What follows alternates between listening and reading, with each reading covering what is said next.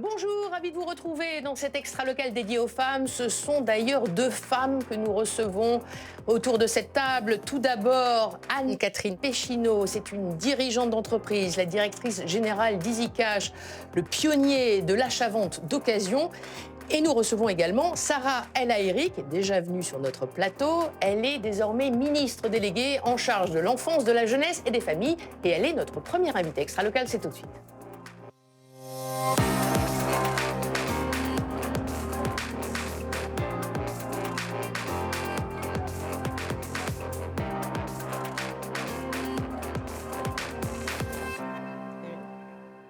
Bonjour Madame la Ministre. Bonjour. Merci d'être de retour sur notre plateau. Comme je le disais, vous étiez déjà auparavant en charge de la jeunesse. En revanche, nous ne vous avions pas réinvité lorsque vous étiez en charge de la biodiversité. Est-ce que ça a été une petite erreur de parcours? 6 mois seulement? Absolument pas. Ça a été un grand honneur puisque j'ai eu la charge de la stratégie nationale biodiversité au ministère de l'écologie parce que j'ai vu à quel point les jeunes étaient engagés et à quel point c'était pour eux une angoisse et une inquiétude. Et donc j'ai eu la chance de porter la stratégie nationale, la mettre en œuvre, la lancer. Et dans le fond, après cette grande richesse de la biodiversité, on a vu à quel point la question environnementale avait des conséquences sur la santé, à quel point ça avait des conséquences sur notre société. Et par exemple, la naissance de mouvements No Kids qui font qu'aujourd'hui, on a une partie de notre jeunesse qui refuse même de se projeter dans un cadre familial. Et me voilà aujourd'hui arrivée au ministère de la Famille, de la Jeunesse, à nouveau retrouvée, et de l'Enfance, pour apporter un certain nombre de réponses. Justement, on va en parler. À ces jeunes que j'ai pu rencontrer au ministère de la Biodiversité. Et éventuellement des No Kids. Est-ce que c'est simple d'être femme et ministre? C'est jamais simple. Toujours pas beaucoup de femmes, 0 femmes même sur des ministères régaliens. Moi, je crois qu'un ministère, il compte non pas parce qu'il est régalien, social, qu'il serait plus ou moins important. Ça manque de femmes. La réalité, aujourd'hui, c'est que oui, on a un problème dans notre société, dans des responsabilités particulièrement fortes, c'est vrai. Et je ne serai jamais un alibi, en disant, bah voilà, il y a un exemple ici ou un exemple là. En vérité, c'est toute notre société qui doit permettre d'avoir des femmes à responsabilité dans le monde associatif, dans le monde politique ou dans l'entreprise. Pour le coup, il nous faut des rôles modèles.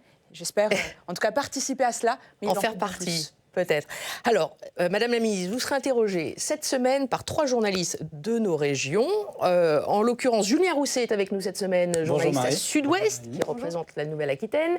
Nous avons également Laetitia Lallemand, journaliste au Télégramme, qui représente la Bretagne. Bonjour, et un autre retour parmi nous, il s'agit d'Arnaud Delhommel, rédacteur en chef à Reel Media, qui est un nouveau média 100% digital, de proximité, d'engagement. Très suivi par les jeunes. Merci, bonjour Marie, bonjour Madame la Ministre. Par les jeunes, voilà. Voilà les 3 journalistes. On commence comme d'habitude par le petit questionnaire de Proust, en lien avec l'actualité. Allez, oui, Julien. Première question. On a appris cette semaine que les visages de 3 femmes, Joséphine Baker, Simone Veil et Marie Curie, orneraient bientôt les pièces de 10 ou 20 centimes, si je ne me trompe pas. On se demandait de laquelle de ces femmes, la scientifique, l'artiste et la politique, vous sentez-vous le plus proche ? Les 3 à la fois en réalité, mais pour plein de raisons différentes. Simone Veil parce que aujourd'hui on n'a pas d'autres modèles aussi puissants et aussi forts qu'elle. Et encore peut-être plus maintenant parce qu'il y a cette constitutionnalisation, on a mis dans la Constitution le droit à l'IVG. Et je suis maman d'une jeune fille, d'un petit bébé, et je suis très fière qu'elle grandisse dans un monde où on lui dit ce droit-là, il est important, il est protégé. Donc pour ça, oui, Simone Veil. Joséphine Baker, parce que je suis le fruit de l'immigration. Moi, mes parents étaient marocains, ils sont nés au Maroc, ils sont arrivés en France, je suis née en France, j'ai été naturalisée, et Joséphine Baker a choisi la France comme projet. Comme moi, je suis tombée amoureuse de mon pays, et aujourd'hui, j'ai envie de le chérir. Et c'est comme ça que Joséphine Baker, pour moi, est aussi un modèle. Et donc, d'une certaine manière, j'aurais du mal à choisir entre l'une ou l'autre. Et évidemment, vous pouvez parler d'une scientifique, Marie Curie, pour ce qu'elle a fait rayonner la France. Pour le coup, j'ai fait des études littéraires, donc plus difficile pour moi de me projeter. C'est le cas de le dire, rayonner. Hein. Mais elle a fait exactement, mais c'est vraiment ce rayonnement. Donc, oui, 3 modèles, mais j'espère qu'on en aura plein d'autres, et des plus contemporaines aussi. 3 modèles et 3 femmes qui sont entrées au Panthéon. C'est vrai. Est-ce qu'il faut panthéoniser, si j'ose dire, Gisèle Halimi? Oui ou non? Moi, j'adorerais, Oui. sincèrement. Moi, Pour vous, j'adorerais. oui. Pour moi, c'est un oui. Après, c'est toujours avec les familles, et c'est absolument essentiel. Moi, je pense qu'il faut respecter la volonté des familles. Aujourd'hui, je ne sais pas vous dire ce que pense la famille de Gisèle Halimi, mais elle aura marqué plus qu'une génération. En tout cas, elle aura marqué un pays, une avancée. Et il ne faut pas oublier que les dangers sur lesquels elle a alerté sont encore présents aujourd'hui. Hein. Laetitia Lallemand, deuxième question des questions-réponses. Oui, moi c'est plus une question sur la carrière. Donc vous avez commencé en tant que secrétaire d'État Jeunesse Engagement, puis une bifurcation vers la biodiversité. Vous revenez à l'enfance, jeunesse et famille. Quel a été votre mandat préféré? Est-ce que c'est ceux déjà passés ou peut-être même celui à venir à la mairie de Nantes, comme vous visez la mairie de Nantes, il me semble? J'aime ma ville, c'est vrai. Je suis une conseillère, je suis conseillère municipale, je suis élue métropolitaine, je suis députée de mon département de Loire-Atlantique. Et évidemment, j'ai la chance d'avoir des responsabilités au gouvernement, autant que le président de la République me fera confiance. Maintenant, vous savez, il y a un lien en réalité entre tous ces ministères. C'est pas des sauts d'un sujet à l'autre. Il y a un fil rouge. Moi, mon engagement, il est pour la vie quotidienne. Et à chaque fois, en réalité, il y a des problématiques et des richesses. Moi, je veux un pays qui soit plus fort, comme je veux une ville qui a confiance en elle, qui soit plus rayonnante. Et ces espérances, elles se construisent. Ça veut dire quoi concrètement? Ça veut dire ne pas être naïf, regarder les difficultés. Aujourd'hui, on en a. Aujourd'hui, dans les sujets que je porte aujourd'hui, on a des problèmes de crèche, on a des problèmes d'inégalité, on a un problème d'équilibre dans les familles, on a de l'infertilité. Enfin, il y a des problèmes. Il y a des enfants qui sont en danger. Et en même temps, il y a tellement de solutions.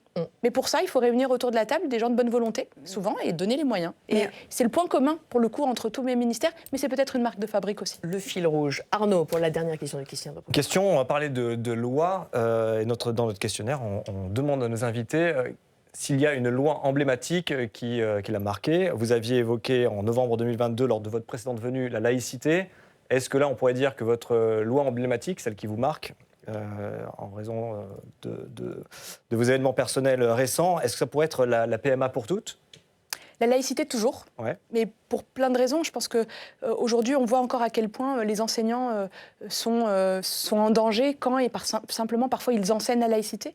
On sait à quel point la laïcité, c'est une condition de la cohésion sociale dans notre pays. Elle est même presque plus comprise. La laïcité, c'est un essentiel, et pourtant, aujourd'hui, il faut demander dans la rue, à des passants, comment ils la définissent. Eh bien, on ne la définit même plus de la même manière, alors que c'est censé être un commun. La PMA pour toutes, avec beaucoup de fierté, bien sûr, j'ai eu la chance de porter, mais en tant que militante, pendant les campagnes législatives, sur les marchés. Et puis, j'ai eu la chance d'en bénéficier avec ma compagne. Et on a eu effectivement une petite fille, grâce à la PMA pour toutes, grâce à des professionnels qui nous ont accompagnés. Et je suis fière que dans notre pays, aujourd'hui, eh bien, cet accès-là n'est pas réservé aux seuls couples et aux seules femmes qui ont les moyens d'aller à l'étranger.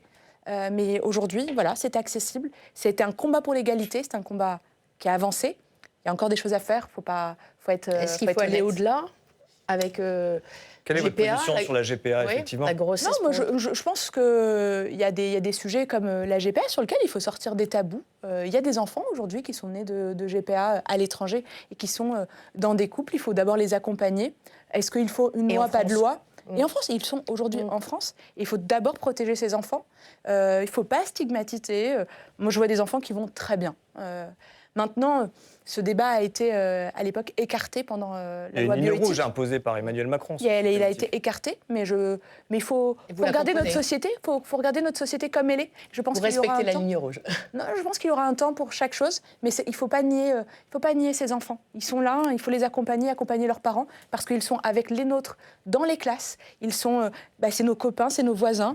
Ce sont des enfants et ce sont des familles. Vous connaissez l'autre figure imposée de l'émission, c'est la question cash, et c'est une femme qui vous la pose. Laetitia Lallemand, je vous laisse l'honneur. Oui. Donc la France est la première nation à avoir inscrit l'IVG dans sa constitution. Et le Télégramme en a fait sa une aujourd'hui. La France est aussi la première nation à promettre l'envoi de troupes au sol en Ukraine. On se sent un peu seul sur le bon côté des choses, ou mauvais ou pas, à vous de me le dire. Et jusqu'où peut aller en fait l'exception française? Vous savez, notre responsabilité aujourd'hui, c'est de faire que l'Ukraine gagne cette guerre, que la paix revienne en Europe. C'est ça la réalité, c'est ça notre objectif. pas d'autre. Quitte à s'isoler du reste À aucun de moment. l'Europe. À aucun moment on s'isole. Aujourd'hui, la France, pour qu'elle soit forte, il faut qu'elle soit souveraine. C'est-à-dire qu'il ne faut pas qu'elle dépende. Évidemment, je pense aux hydrocarbures, je pense aux engrais, au blé, je pense à l'agriculture, je pense à notre alimentation. Je pense évidemment à toutes ces dépendances. Et c'est pour ça que notre combat, il est d'abord en termes de souveraineté. Mais la responsabilité de la France, c'est aussi d'être aux côtés des grandes démocraties. Et aujourd'hui, ce qu'on voit, c'est que les agressions, la guerre que mène la Russie contre l'Ukraine, c'est un combat contre un modèle occidental et démocrate. Et là, il ne faut pas se tromper. La France, elle sera toujours du bon côté, pour le coup, de la barrière, et on sera aux côtés de nos amis et nos voisins ukrainiens, parce que c'est une condition de notre avenir, et la condition que l'Europe reste en paix. Je vous rappelle que c'est une émission extra-locale spéciale femmes. Ouais. Et avant de poursuivre Sarah Limi, je vous propose ce petit zapping sur les femmes, puisque c'était une semaine quand même consacrée aux femmes, avec en particulier, évidemment, l'inscription de l'IVG dans la Constitution. À la base, j'étais pas du tout censée venir. Voilà. Je suis passée par là et j'ai vu ça. À votre place. Mesdames et messieurs les parlementaires, Impossible de repartir. le progrès est collectif, je l'ai dit. Dans un moment où il y a des reculs un peu partout dans le monde sur l'accès à l'avortement, cette liberté fondamentale, pour moi c'est le point de départ d'une société égalitaire. Je suis aujourd'hui très heureuse. La suite, c'est se donner les moyens, avoir les moyens pour que l'IVG, ça se passe correctement en France, pour que les femmes et toutes les personnes qui demandent des IVG puissent le faire dans des conditions faciles, simples, sans avoir besoin de quémander. Si les étudiants préparent des pancartes, ils ont également organisé une activité un peu particulière pour attirer les autres élèves. Là, avec la FSE, on est en train d'organiser un chamboule-tout avec du coup des personnalités qui sont un peu contre, selon nous, les droits des femmes, les droits des étrangers qui viennent en France, de toutes les personnes minorisées. Et donc, du coup, le chamboule-tout, c'est une façon d'attirer les gens avec une manière ludique. Avec la douleur, par exemple, on se crispe beaucoup. Il peut y avoir aussi parfois des adhérences qui se créent en fait, sur les différents organes. Si Julie maîtrise son sujet, c'est par expérience de la maladie. Il y a 10 ans, elle commençait à ressentir de fortes douleurs et des troubles digestifs. Après une errance médicale de plusieurs années, le diagnostic tombe en 2023. Julie est atteinte d'endométriose. Devoir être allongée au moment de ses règles, c'est pas normal. Donc il faut vraiment consulter s'il y a ce type de douleur et qu'on fasse le bilan et le diagnostic très tôt. Plus on diagnostique tôt, plus on peut prendre en charge facilement.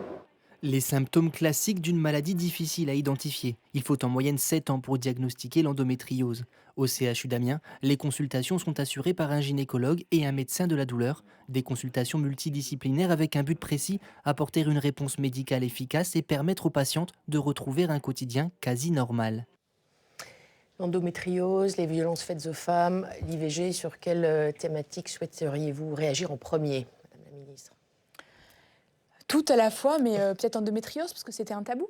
Et pendant trop longtemps, on a entendu c'est pas grave, prends un Doliprane, tu as mal, c'est normal. En fait, non. Non, et moi, je suis fière qu'on ait brisé ce tabou et qu'aujourd'hui, on en parle, alors qu'on sait que encore les diagnostics ne sont pas encore évidents. Mais on en parle, on pose des mots, on brise le silence, on a un meilleur accompagnement. Et je pense qu'une société qui a confiance en elle, c'est aussi une société qui arrive à mettre dans le débat public des choses qui peuvent paraître intimes. Ce n'est rien d'intime. C'est aujourd'hui une maladie, il faut le dire, et elle impacte les femmes en particulier. Et votre ministre de tutelle, vous en avez 3, hein, ministre. Mais en fait, j'ai une chance folle.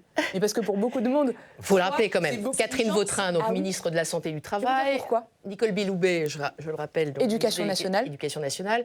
Ainsi que. Le ministre garde des Sceaux de la Justice. Voilà. Et je vais vous dire pourquoi c'est une chance. Parce que pour la première fois, on a mis de Catherine Vautrin aussi pour l'enfant. Oui, mais juste parce que c'est une chance. Ça peut paraître beaucoup, mais en fait c'est une chance parce qu'on a mis l'enfant et la famille au cœur du projet. Et donc, que ce soit un enfant qui est pendant l'école ou un enfant qui est en danger et qu'on protège, c'est d'abord un enfant qu'il soit dans sa période où il est élève ou qu'il est dans une asso. Et de l'autre côté, des parents d'élèves, c'est d'abord des parents. Et donc, moi, je peux mobiliser autant la justice que l'école, que, en réalité, l'accompagnement et le soutien à la parentalité ou les crèches, sans se dire, eh bien, il faut que j'aille parler avec tel ministre ou tel ministre, tel ministre. Moi, ma mission, c'est d'accompagner toutes les familles, de leur simplifier la vie et de protéger les enfants qui sont le plus en difficulté ou parfois les plus vulnérables. Et donc, accéder à tous ces espaces en même temps, c'est vraiment une chance, pour le coup. Et pour revenir sur Catherine Vautrin, donc, l'une de vos ministres de tutelle, à côté d'Éric Dupond-Moretti et Nicole Belloubet, c'est de proposer un test salivaire qui pourrait être remboursé ? C'est une énorme avancée. Et sincèrement, c'est comme ça que notre société regardera aussi peut-être des particularités que les femmes vivent au quotidien et sur lesquelles eh bien, on a beaucoup, oui, je pense qu'on a beaucoup caché. Et on faisait comme s'il ne se passait pas grand-chose ou qu'on était un peu chochotte parce que dans le fond, on n'était pas assez courageuse pour que ça passe. Eh bien non, c'est une maladie, l'endométriose. Aujourd'hui, elle a des conséquences dans la vie des étudiantes, mais aussi dans la vie professionnelle. Elle a des conséquences sur l'infertilité aussi. Et c'est pour ça que je porterai aussi avec le ministre de la Santé un grand plan de lutte contre l'infertilité. Qui consistera en quoi ? De grandes jambes, d'une certaine manière, de grandes philosophies. Une partie qui est très médicale, qui sera portée par le ministre de la Santé, sur les techniques, même des traits pointus comme la greffe d'utérus, par exemple, faite par le professeur Ayoubi, qui est très spécifique. Et de l'autre côté, une partie plus sociétale, qui va être portée par moi sur l'information et la prévention. On sait que le tabac, aujourd'hui, a des conséquences sur la fertilité, le surpoids, l'obésité, mais aussi, on le sait, la santé environnementale. Enfin, c'est pour ça qu'il y a un sens dans toutes ces étapes, en tout cas de mon parcours. Tout ça impacte la fertilité. Et peut-être que l'idée d'un bilan de fertilité à 25 ans sera une opportunité pour les jeunes pour pouvoir savoir où elles en sont. Et aussi, là, on a un tabou à briser, parce qu'on a l'impression que c'est facile d'avoir un enfant. En tout cas, si on le souhaite, eh bien non. Ça touche un couple sur 4, et c'est encore un énorme tabou dans notre société. On n'ose pas dire qu'on n'y arrive pas, comme si c'était dû à quelque chose qu'on n'arrivait pas à faire, alors que non, on a le droit d'être accompagné. Alors, vous le disiez, dans vos missions, il y a bien sûr la protection de l'enfance, de la jeunesse, des familles. Une question peut-être Laetitia ? Oui, sur la Civise. Bien sûr. La Civise, qui a été créée en 2021, si je ne m'abuse. Par Adrien Taquet. Voilà, qui devait prendre fin en décembre, qui a été reconduite, mais pas avec la nouvelle équipe dirigeante, au plus grand regret des familles, et notamment des familles touchées par les violences faites aux enfants.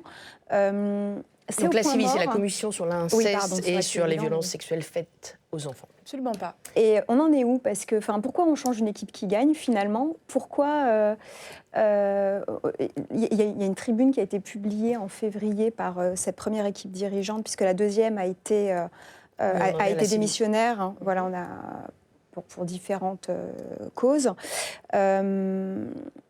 La première équipe demande à réintégrer l'équipe. Pourquoi ça ne se fait pas ? Qu'est-ce qui se passe ? Moi, très sincèrement, je vois bien cette situation aujourd'hui de problématique de gouvernance. J'ai reçu la Civise dès mon arrivée. Pourquoi ? Parce que je ne crois pas que ce soit une histoire d'hommes et de femmes sur lesquels il faut mettre la lumière, mais au contraire, les travaux de la Civise. 82 propositions. D'excellente qualité. 30 000 témoignages grâce aux travaux de la Civise, une parole qui se libère. Il faut dire le mot parce qu'il est quand même, c'est toujours dur à entendre.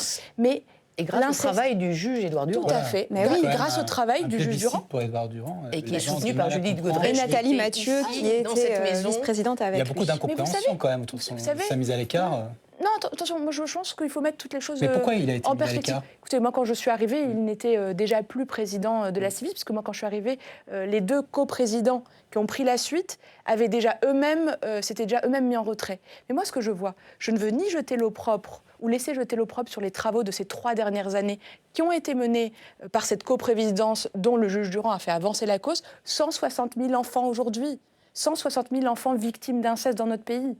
Je veux dire, c'est ça qu'il a réussi à faire avec toute une équipe derrière, parce que c'est important de le dire. La Civise, c'est des experts qui ont travaillé, qui ont brisé des silences. Franchement, c'est tordant de violence parfois. Et parce qu'ils ont réussi à faire tous ces travaux, que la Civise devait continuer sous une autre forme, a été fait un choix. c'est certain, particulier, avec un changement de gouvernance. Moi, quand je suis arrivée et que j'ai vu à quel point cette situation était difficile, j'ai demandé à ceux qui siègent aujourd'hui dans la Ciivise de me proposer une gouvernance, en tout cas de me proposer la manière dont ils ont envie de travailler, parce que moi, ma priorité, ce n'est pas de nommer tel ou tel. Je n'ai rien contre aucune personnalité, ni qui a fait partie de la Ciivise, ni qui fait encore partie. Moi, j'ai une seule obsession. Protéger les enfants pour que ça ne se reproduise plus ou le moins possible et que la parole continue à se libérer. Parce que ce qui a été fait par la Ciivise, c'est d'abord une avancée énorme dans notre société. Et c'est comme ça qu'on continuera à lutter contre les violences faites aux enfants. Et je trouve que depuis quelques semaines, on passe plus de temps à parler de sa composition que des enfants, des victimes et de la manière de les aider. Et donc, j'en profite. Si on est témoin de quoi que ce soit, on appelle le 119. Si on est témoin de quoi que ce soit, on alerte. Tous les adultes autour des enfants ont une responsabilité vis-à-vis d'eux. Est-ce que les enfants abusés deviennent souvent des enfants placés aussi ? Malheureusement, un enfant placé, c'est d'abord un enfant en danger. Donc oui, il faut protéger les enfants qui sont victimes de violences sexuelles, parfois à l'intérieur de la famille. Et c'est là. Est-ce qu'il n'y a pas parfois des placements abusifs ? Non, vous savez, il y a deux genres de placements. Et puis, il y a des placements qui sont administratifs et il y a des placements qui sont judiciaires. Concrètement, ça veut dire quoi ? Moi, je vois des parents qui disent, souvent à l'adolescence, c'est dur. Enfin, c'est dur, je n'arrive plus à accompagner de manière éducative mon fils ou ma fille. J'ai besoin d'aide. Est-ce que vous avez suffisamment de moyens sur les éducateurs spécialisés ? Sincèrement, quand des parents ont le courage de venir dire qu'ils ont besoin d'aide, il ne faut pas les stigmatiser, il faut les accompagner. Et c'est leur honneur qui finalement fait que leur enfant trouve un accompagnement et des professionnels qui viennent à la maison. De l'autre côté, on a des décisions judiciaires. Concrètement ? Bien sûr, c'est 25% des situations. 25% des enfants dont les départements ont la responsabilité, c'est parce qu'un jour ou l'autre, ils ont toqué à la porte, les parents. Et les éducateurs étaient chez eux. Et bien sûr, les éducateurs viennent, et ils viennent parfois de manière très intensive, une fois par jour, sur le début, par exemple, de l'accompagnement éducatif. Ensuite, il y a d'autres situations. Est-ce que vous êtes sûr de ça ? Et vous savez, aujourd'hui, bien sûr, c'est ce qui est mis en place. Par contre, ce qui est certain aussi, c'est qu'il y a des placements judiciaires. Et les placements judiciaires, c'est que des juges considèrent que les enfants sont en danger. Et qu'il faut parfois qu'ils soient en dehors de leur domicile, de leur foyer. Mais il y a aussi des placements qui sont faits, vous savez, dans la famille, chez un grand-parent, chez un tonton, chez les fameux tiers de confiance. Le fameux tiers de confiance. Et la protection de l'enfance, aujourd'hui, vit une crise. Elle vit une crise, franchement, très importante. D'attractivité des métiers, de moyens, de sens. Mais bien sûr. Et je veux dire, il faut le dire. Et du nombre d'éducateurs aussi. Des nombres d'éducateurs, mais tous les métiers. Il y a aussi le problème de place, comme on parle de placement. Vous venez d'inaugurer une maison pour jeunes en difficulté. C'était encore maison pour des enfants. Ce jeudi à Nantes, dans votre Angers. J'adore Angers, pardon. À Nantes aussi. Ah oui, j'allais dire à Nantes, à Angers. Ça viendra. Oui. Je crois qu'il y a 77 places qui seront ouvertes. Quid des 10 000 autres jeunes en difficulté qui dorment à l'hôtel aujourd'hui ? Aujourd'hui, j'ai signé un décret 2 semaines après mon arrivée pour interdire que l'hôtel soit un lieu où on place des enfants, avec quelques exceptions. Parce que l'hôtel, c'est pas un lieu pour les enfants. Pas un lieu où on a en plus des enfants qui sont en danger et qui sont vulnérables. Les seules exceptions, elles sont très, très cadrées. Pas d'enfants moins de 16 ans. Pas d'enfants en situation de handicap. Et surtout, un accompagnement humain 24 heures sur 24. On ne laisse pas un enfant tout seul dans une chambre d'hôtel. Et c'est pour ça que c'est avec les départements. Et dès mon arrivée, j'ai vu le président des départements, François Sauvadet, pour trouver un maximum de solutions. Vous savez, les présidents de départements, ils accompagnent ces enfants qui sont en danger, ils les protègent, et ils ont eux-mêmes besoin de solutions, d'accompagnement, parce qu'ils n'arrivent pas à recruter, parce qu'on a des enfants qui parfois sont très vulnérables ou ont plusieurs sujets de complexité, parfois des handicaps, parfois des violences, parfois des addictions, des psychotraumas lourds. Et c'est là où il faut avoir tous les adultes autour, les assos, les présidents de département qui sont engagés, l'État qui est au rendez-vous, qui sera au rendez-vous. Mais est-ce que vous avez des budgets supplémentaires qui vous sont alloués pour faire face à cette crise ? Il y a des moyens. Et les moyens continueront. Et je lance des travaux avec le président de département pour trouver un certain nombre de réponses. Mais ce n'est pas qu'une histoire de moyens financiers. Quand je parle avec les présidents de département, ils vous disent « Moi, j'ai besoin de parler au juge des enfants. » Parce que quand un juge décide le placement, eh bien, le président de département, parfois, il n'a pas prévu autant de places. Enfin, c'est parce qu'il y a une situation de danger qu'on dit qu'il faut le mettre sous protection. Et François Sauvadet le dit d'ailleurs, la loi n'est pas applicable en l'état, les foyers sont saturés. Les foyers sont saturés et c'est pour ça que la réponse n'est pas exclusivement les foyers. Il faut en construire, il faut aussi relancer, vous savez, les assistants familiaux. Aujourd'hui, où est-ce qu'on place un enfant? On le place dans un foyer, une MEX, on le place dans une famille, les assistants familiaux, chez les proches, ce qu'on ne fait pas encore suffisamment. Il peut être placé aussi au domicile des parents quand il y a des éducateurs en nombre et formés. Mais il en manque. Bien sûr, il y a un manque d'éducateurs, il y a un manque aussi d'assistantes maternelles, bien sûr, un manque de crèches. Écoutez, c'est une émission spéciale femmes, on va écouter une femme, une bâtonnière, un bâtonnier plutôt, ou bâtonnière. Mais il y a des pistes pour écoutez. les attractivités. Moi, j'ai pas l'impression d'avoir eu un parcours plus difficile que les bâtonniers hommes qui m'ont précédée. Simplement, le fait d'être une femme donne quand même un certain nombre de contraintes de vie personnelle, de vie familiale, dont le barreau de Bordeaux, justement, a voulu s'emparer pour trouver des solutions. Typiquement, pour aider les jeunes consoeurs, qui sont donc majoritaires dans le barreau de Bordeaux, la création de la microcrèche, qui est une réponse à un besoin et à une volonté pour le barreau de permettre une vie professionnelle apaisée. Voilà, ces femmes qui ont une charge mentale élevée, triple. Julien. Alors justement, énorme enjeu à propos des crèches. Grosse tension, grosse pénurie. Vous appelez à une revalorisation des salaires de 150 € par mois, si j'ai bien compris, mais c'est l'État qui finance cette revalorisation? Mais oui. Et ce n'est pas un appel. C'est en réalité un soutien à la revalorisation de ces métiers de la petite enfance. 150 € net, avec une prise en charge à plus de 66% par l'État. 66%. Tout à fait, par l'État. Parce qu'on a mis, grâce à la branche famille, plus de 240 millions, mais on va dire les choses telles qu'elles sont. Aujourd'hui, pourquoi on a une grande crise dans les métiers de la petite enfance? Parce que les conditions de travail, parce que les salaires. On a aussi des sujets quand même de passerelle. On ne fait pas un métier toute sa vie quand on s'occupe des enfants et en particulier des plus petits. Et on a une pénurie de places. Il nous manque 200 000 places dans notre pays. Et c'est le premier frein dans une famille. C'est la première difficulté. On a des grands-parents qui sont de plus en plus loin. La charge mentale sur les mamans en particulier, quand même, il faut dire les choses, même si les papas, aujourd'hui, les familles se modernisent. Mais enfin, aujourd'hui, c'est les mamans qui doivent gérer quand on a des moyens de garde qui ne sont pas suffisants, donc on a besoin de compléments de moyens de garde. Moi, je ne poserai jamais un jugement sur le collectif, la crèche ou l'individuel. J'ai besoin d'accompagner les assistantes maternelles, parce qu'on en a besoin de plus. On a besoin d'accompagner des crèches, publiques, privées, associatives. Pour le coup, la marque française, c'est le libre choix des parents du mode d'accueil et de garde. Mais on manque de professionnels. Et donc, au lieu de créer des places supplémentaires, là, on se bagarre pour garder ouvertes les places déjà existantes. Mais j'ai l'objectif et la mission du service public de la petite enfance, une place par parent, à prix raisonnable sur l'ensemble du territoire, avant 2000. Et des parents de plus en plus solo, puisque ça aussi c'est l'une de vos thématiques, la monoparentalité. Oui, qui a doublé la monoparentalité, 30 ans. La monoparentalité qui augmente évidemment, avec d'ailleurs une différence entre les hommes et les femmes qui se retrouvent seuls avec un enfant ou plusieurs enfants à charge. On voit qu'il y a une disparité, puisque ce sont essentiellement des mamans solo qui sont plus pauvres que les papas solo. Comment on peut expliquer ça? Comment on peut pallier ce problème? La réalité, c'est qu'aujourd'hui, une famille sur 4 est en situation de monoparentalité. On va dire les choses telles qu'elles sont. Moi, quand mes parents ont divorcé, c'est ma mère qui nous a élevés toute seule pendant une période avant de se retrouver dans une famille recomposée, puisqu'elle a rencontré quelqu'un qui avait déjà des enfants. Enfin, la famille, ça bouge dans un moment de vie. Mais quand on est toute seule et qu'on vit sur un salaire, et que vous avez un des enfants malades, et que vous n'avez pas de relais, et les difficultés, elles sont plus fortes. La charge mentale est quadruple.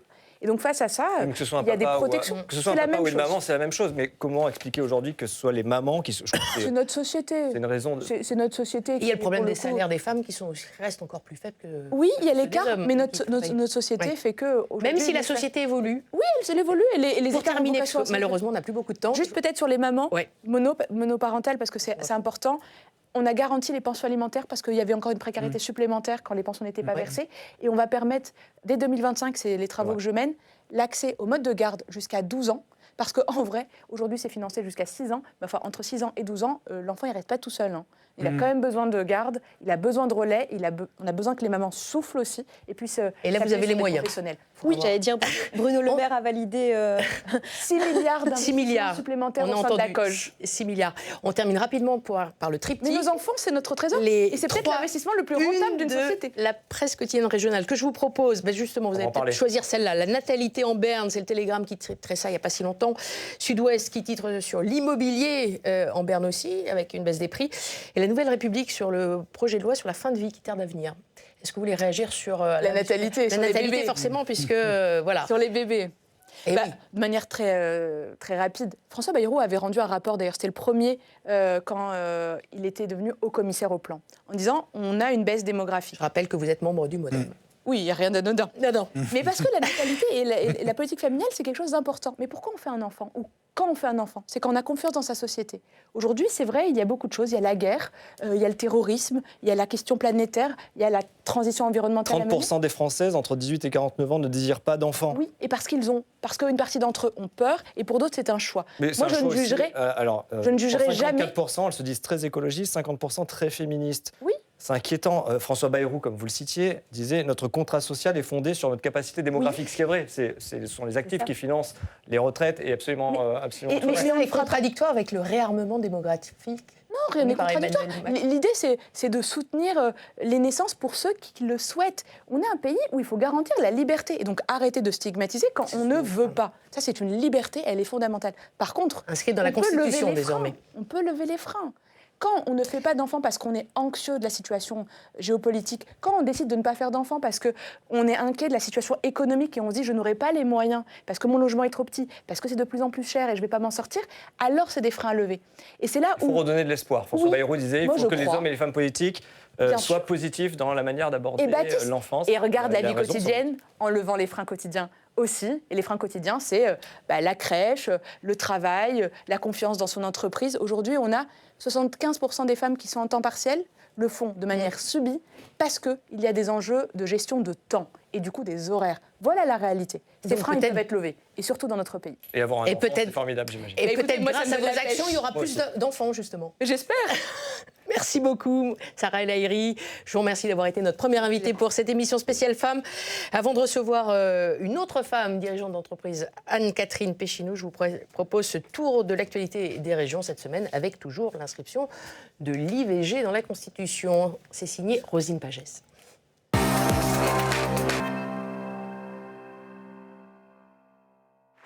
Deux images pour l'histoire.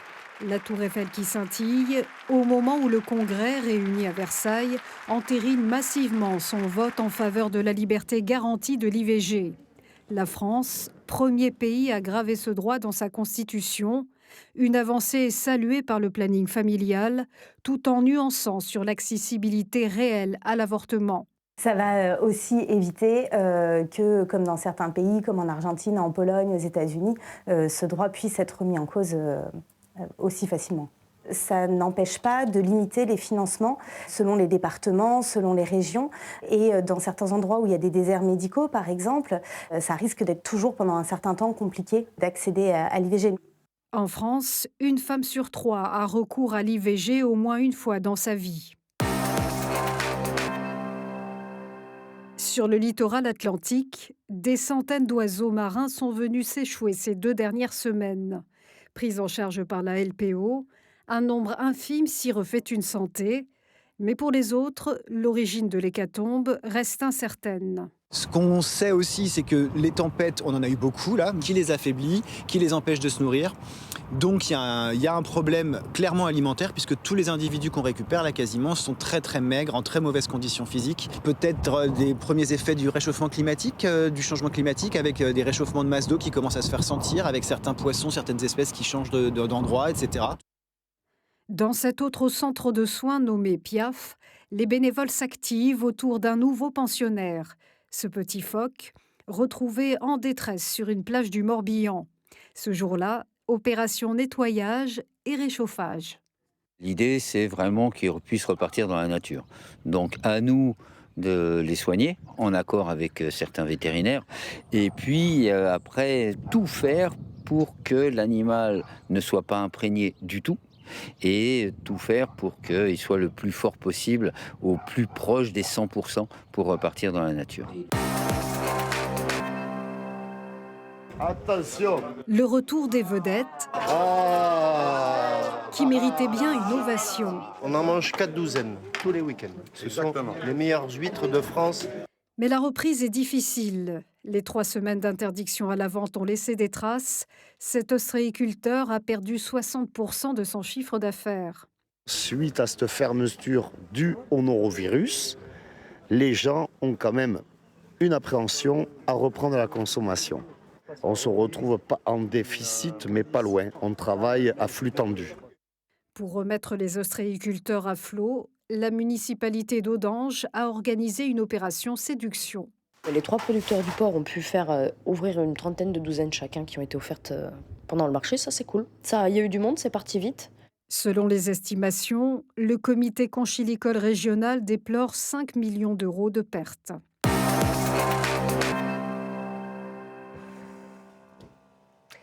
Bonjour Anne-Catherine Péchineau, merci d'être avec nous. Bonjour. Vous êtes la directrice générale d'EasyCash, le numéro 1 français de l'achat-vente d'occasion, des produits d'occasion et reconditionnés, on en parlera d'ailleurs. Tout d'abord, avant de vous présenter les journalistes, une réaction à l'un des sujets évoqués, alors les oiseaux morts échoués sur les plages bretonnes, mais aussi évidemment l'inscription de l'IVG dans la Constitution. Sur l'inscription de l'IVG, je vais parler en tant que femme, c'est une grande fierté pour moi. Puis ça a été un moment d'incertitude quand même. On se disait, est-ce que ça va être le cas, est-ce que ça ne va pas l'être? Et j'ai été quand même très émue. J'ai pensé à ma mère, aux femmes de leur génération qui se sont battues pour le droit à l'IVG. Et ouais, ça a été une très grande fierté pour moi. Est-ce que vous avez assisté à la cérémonie de scellement Non, malheureusement, je n'ai pas pu. Allez, je vous présente les journalistes qui vont vous interviewer. Autour de cette table, Julien Rousset représente Sud-Ouest et la Nouvelle-Aquitaine et il va vous poser une question Proust, pour mieux vous connaître.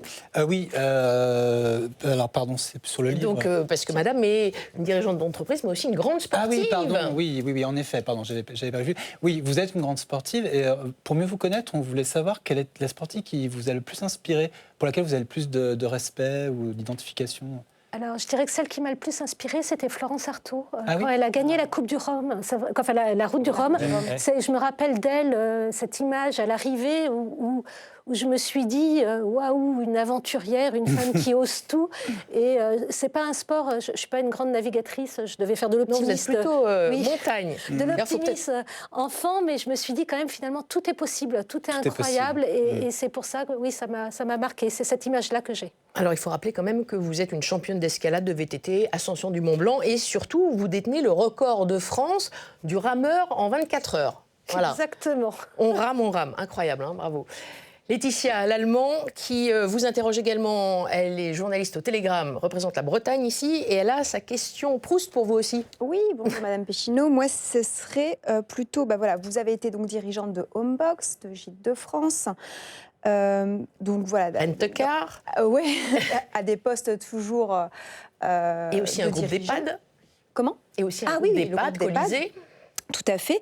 Moi, je voulais savoir quel entrepreneur ou entrepreneuse, d'ailleurs, quel terme préférez-vous, on peut dire les deux, vous inspire? C'est plutôt des héros du quotidien. C'est vrai que souvent, on a des grandes figures emblématiques.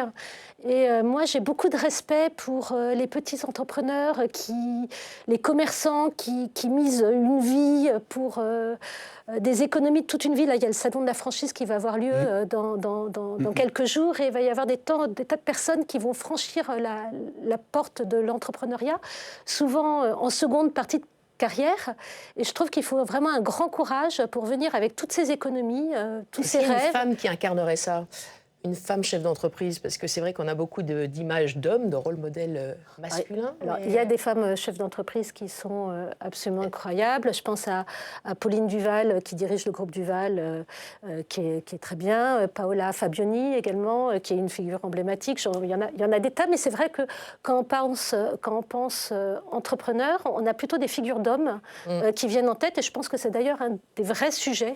On va en reparler d'ailleurs. 12% des femmes sont à la tête de PME et Exactement, exactement. Vous préférez le terme d'entrepreneur RES plutôt que d'entrepreneuse? Entrepreneuse. Quand j'ai débuté ma carrière, je masculinisais beaucoup et désormais, je me force à féminiser. Troisième question posée par Arnaud Delhommel, qui représente ici Rel Média, un média 100% digital. Arnaud, votre question. Alors oui, merci d'être avec nous. J'ai une question en fait liée à la loi, s'il y avait une loi qui vous inspire, liée à votre secteur d'activité. L'anti-gaspi, l'économie circulaire, ou que pensez-vous du projet de loi sur la taxation de la fast fashion?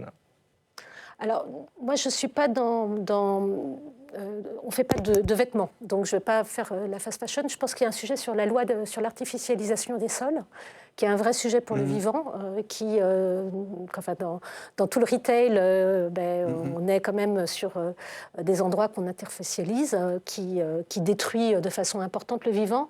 Et cette loi-là, alors elle pose plein de questions, plein de problèmes, mais c'est une des lois qui me perturbe, mais qui m'intéresse le plus, parce que je pense que ça va aussi nous obliger à réfléchir autrement, c'est-à-dire... À retravailler des bâtiments existants. Oui, et puis la nature reprend ses droits. Et à travailler nos business models, c'est-à-dire se dire, dans mon bilan carbone,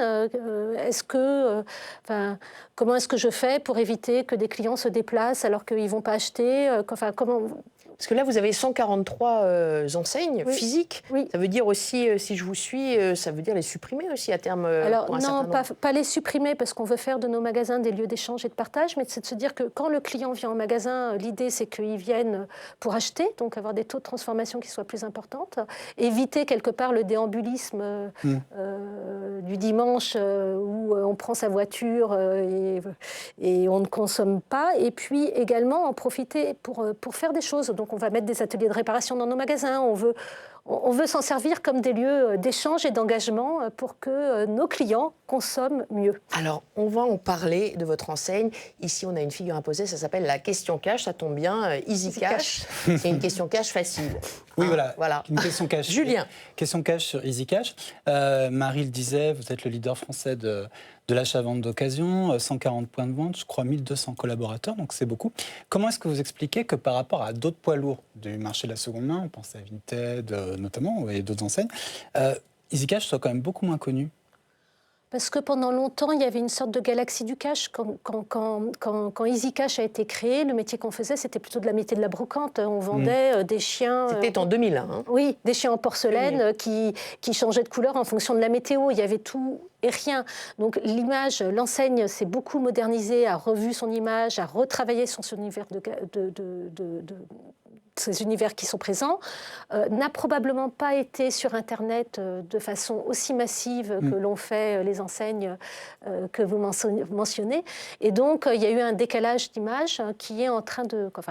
on travaille pour pouvoir... C'est une priorité pour vous, la notoriété La notoriété fait partie de nos priorités, oui, de travailler la notoriété en spontané, parce qu'en assisté, on a une bonne notoriété. Tout le monde connaît Easy Cash, plus ou moins, avec une image qui n'est peut-être pas la réalité de nos magasins. Et c'est là-dessus qu'on travaille. Et ça pourrait aller jusqu'à un changement de nom ou Non, on a décidé, ça fait partie des questions qu'on s'était posées, et on s'est dit qu'il ne fallait pas renier ses origines et que justement on était fiers d'être cash. Donc on a refait... Oui, mais c'est très anglo-saxon. Oui, mais en même temps, on paye nos clients encore en cash. Donc une des parties de un des principes de nos promesses, c'est de dire que chez nous, quand vous venez rapporter un objet, on vous le paye en cash et qu'il n'y a pas de blabla, et que c'est facile, exactement. Ça sonne mieux que espèce. Et donc on a facile. décidé de garder, de ne pas avoir fier de qui on est, de ne pas avoir honte de qui on était et d'assumer fièrement nos origines. Arnaud, peut-être sur la... Non, moi, c'est une question en fait sur la formation de vos collaborateurs. J'imagine que, comme toutes les entreprises, vous êtes confrontés à un problème de recrutement, de main-d'œuvre. Vous les accompagnez. D'ailleurs, j'ai lu que vous accompagnez aussi vos anciens salariés à s'installer en tant que franchisés. Est-ce que vous pouvez nous en dire plus sur l'école que vous êtes en train de mettre en place? Alors, cette école de l'occasion, cette école de formation Easy Cash, elle existe depuis très longtemps, puisque dès le démarrage, quand on a commencé sur ce métier-là, il y avait pas on n'apprenait pas à des gens, par exemple, à acheter en magasin. Le neuf, c'est très centralisé. Vous avez des acheteurs en centralisé, et puis ça arrive dans un entrepôt, on appuie sur un bouton, ça arrive en magasin. Donc, on a été obligé de mettre en place une école de formation en interne, qui était plutôt une école old school, où on formait les gens à acheter. On forme également les gens à la gémologie, aux pierres précieuses. Est-ce qu'on les forme à la réparation aussi? Parce qu'on parle beaucoup de réparation. Alors, on les forme en les réparations, puisqu'on a maintenant des réparateurs en magasin. Mais désormais, on veut aller plus loin et on veut que nos collaborateurs puissent également être maîtres de leur formation. Donc, on a une école de formation qui est en partie en présentiel, qui est également en distanciel, avec des formations synchrones et des formations asynchrones, de façon à ce que chaque collaborateur puisse s'auto-former sur les projets ou les sujets qui l'intéressent, de façon à pouvoir progresser dans l'entreprise. Et c'est pour nous une façon de fidéliser les collaborateurs et de leur permettre, enfin, pour ceux qui le veulent, parce que certains n'ont pas du tout envie, enfin sont très contents au poste auquel ils sont, mais chez nous, la promesse, c'est de vraiment pouvoir rentrer en alternance ou en vendeur téléphonie et de les faire évoluer, jusqu'à devenir franchisé d'un magasin. Est-ce qu'il y a autant d'hommes et de femmes chez vous? Alors, sur la partie franchisée, sur la partie chef d'entreprise, nous avons plus d'hommes. D'ailleurs, c'est un enjeu. Je serai sur le salon de la franchise et j'espère qu'on aura beaucoup de candidats franchisés qui viendront. En boutique, on est à peu près à 60-40. On a quand même beaucoup de produits techniques sur lesquels on a plus facilement des CV masculins, malheureusement. Mais à votre grand regret, mon grand regret, êtes très engagé sur ces questions-là en cette journée internationale des droits des femmes, en ce 8 mars, puisque vous êtes vice-présidente d'une association qui s'appelle Elle Impact, qui accompagne justement les talents féminins. Et j'aimerais bien connaître votre point de vue sur ce sondage Odoxa de la semaine. 8 Français sur 10 pensent qu'il existe encore d'importantes inégalités entre hommes et femmes. Vous êtes d'accord avec ça? Oui. Oui. Et puis, ce deuxième carton que je vous propose de regarder, 88% des Français pensent qu'il faut inciter les femmes à avoir plus confiance en elles, et notamment les inciter à prendre des risques. 86%, je crois. Ça vous parle, ça? Oui, c'est ce qu'on appelle finalement les biais inconscients, qui sont des biais de genre. Les femmes n'ont pas plus d'aversion au risque que les hommes. C'est juste que par l'éducation, on les incite à moins prendre de risques. Et donc, ça ne fait pas partie des champs des possibles. Quand je vous parlais tout à l'heure de Florence Artaud qui libère en tout cas, moi, qui m'a libéré un champ de possibles, c'est le cas de toutes les jeunes et probablement de femmes qui ont envie d'entreprendre et qui juste ne l'envisagent même pas. Donc, c'est pour ça que c'est particulièrement important d'avoir des rôles modèles et que les médias puissent, comme vous, inviter des femmes chefs d'entreprise, parce qu'il y en a et qu'on peut réussir. Et à travers votre association Elle Impact, qu'est-ce que vous faites pour les aider, ces femmes? Nous, on aide les femmes sur 2 volets. Un premier volet, on aide les femmes à lever des fonds, puisqu'on s'aperçoit que je crois qu'il n'y a aucune femme à la tête d'une licorne française, et que sur les fonds qui ont été levés, 88% des fonds qui ont été levés ces dernières années, c'est exclusivement à des équipes masculines. Et les femmes ont beaucoup de mal à lever des fonds et souvent réussissent assez mal leur pitch parce que justement elles manquent de confiance en elles. Donc on les aide, on les entraîne, on les coach. Du coaching, oui. Oui, exactement. De la sororité sur ces sujets-là. Et puis on a également une autre mission qui est une mission pour les lycéennes et les collégiennes. On s'aperçoit que de moins en moins de jeunes filles choisissent des filières scientifiques. Donc on organise des conférences dans des écoles de façon à inciter les jeunes filles à choisir des filières scientifiques, là aussi en faisant témoigner souvent des femmes en début de carrière qui ont choisi ces carrières-là, de façon à montrer que on peut réussir et qu'on peut être épanoui en faisant des maths. Il manque de femmes à la tête des entreprises, dans les conseils d'administration et les conseils de surveillance, on le sait. Que dire des salaires aussi? Il reste encore une énorme différence de salaire entre hommes et femmes. Les salaires des femmes sont 23% inférieurs, selon l'INSEE, à ceux des hommes. La France est d'ailleurs très mal classée, 21e sur les 27 pays européens concernant les salaires donnés aux femmes. Comment ça se passe chez vous? Est-ce qu'il y a une égalité salariale? Oui, chez EasyCash. Chez EasyCash, on a un index d'égalité homme-femme qui est de 97 sur 100, ce qui est un index dont on est... Fier. Alors on peut toujours faire mieux. Est-ce que c'est le fameux index dont on parle en ce moment? Exactement. C'est l'index de Pénicaud? Non, ce n'est pas l'index Pénicaud, c'est celui qui existait avant, qui est un index qui est obligatoire, qu'on publie chaque année. On était à 93 sur 100 auparavant. Donc chaque année, on le mesure, on regarde là où on perd des points et on essaye de s'améliorer.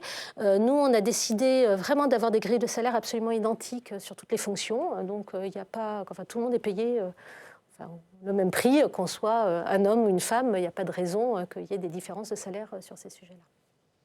Et là, je pense que c'est vraiment une volonté de chef d'entreprise. C'est assez facile de changer. Ça, c'est votre volonté. Ça, oui, c'est mon boulot, je dirais. Ouais. Vous surveillez ça, c'est une exigence. Oui, c'est une exigence. On parlait d'Easy Cash, des salariés, de la stratégie. Peut-être, moi j'avais une question à poser sur les clients. Quel profil des clients? Est-ce que vous avez fait des études?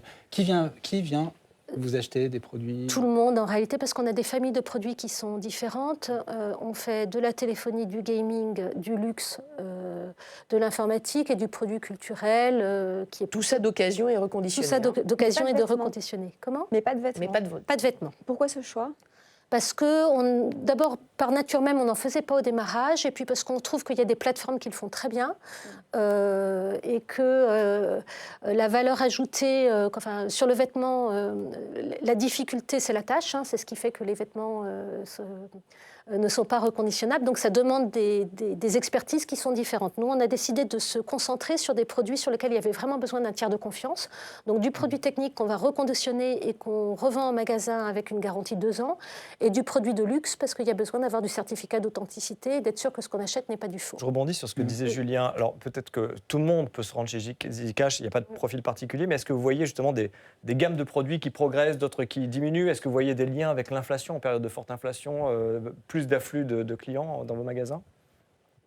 C'est un marché qui est vraiment, qui correspond à toutes les périodes. Qui est en croissance, en tout cas. Qui est en croissance. Ce qui est sûr, c'est que quand il y a des périodes qui sont difficiles de crise économique, c'est pas tellement sur l'achat, c'est plutôt les gens qui viennent revendre des produits en magasin. Donc ça, on le voit de façon très nette. C'est-à-dire que dans certaines régions, dans des périodes qui sont compliquées, alors pas en début de mois, mais en fin de mois, on a des gens qui vont vraiment venir nous revendre des objets avec peut-être des objets qu'ils utilisent dans leur quotidien. Je ne vais pas dire que la machine, un petit peu de petit électroménager, elle est encore chaude, mais ça peut... En tout cas, vous avez une entreprise qui... Ça peut arriver, oui. Qui fait plutôt du bien à la planète, qui a un impact environnemental... Si on regarde les émissions évitées, oui, effectivement. Après, on a un bilan carbone qui, forcément, en tant que magasin, il y a de l'artificialisation des sols, les gens viennent... Mais le fait de recycler... Mais le fait de recycler, comme 75% de la pollution, c'est à l'émission, c'est mieux. Allez, on termine avec nos 3 unes. Ça aussi, c'est une tradition chez nous. Je vous propose les mêmes unes que la ministre que nous avons reçue tout à l'heure. Le Télégramme a titré sur la baisse de la natalité. Sud-Ouest a titré sur la baisse des prix immobiliers. Et la Nouvelle République sur le projet de loi sur la fin de vie qui tarde à venir. Est-ce qu'il y a rapidement une une qui vous inspire davantage et sur laquelle vous souhaiteriez conclure? Peut-être celle sur la fin de vie. Alors là, je reprends ma casquette d'ancienne dirigeante d'EHPAD. C'est une loi dont on a besoin, parce que la question va se poser de savoir comment est-ce qu'on veut, nous, en tant que Français, collectivement, finir notre vie. Est-ce que c'est à domicile ou est-ce que c'est en EHPAD? De quelle façon? Et on voit bien que... C'est vrai que je rappelle que vous étiez ancienne directrice d'un groupe d'EHPAD. Ouais. Voilà, que cette loi-là, Vous êtes favorable? Oui. Oui, moi, à titre personnel. Là, c'est Anne-Catherine Péchineau qui vous parle. Oui, bien sûr. En tant que citoyenne, oui. C'est un choix que vous adopteriez. Oui. Merci beaucoup, Anne-Catherine Péchineau, directrice générale d'Easy Cash. Merci à vous 3. Merci à vous derrière vos écrans. On se retrouve la semaine prochaine. Très bon week-end. Spécial femme.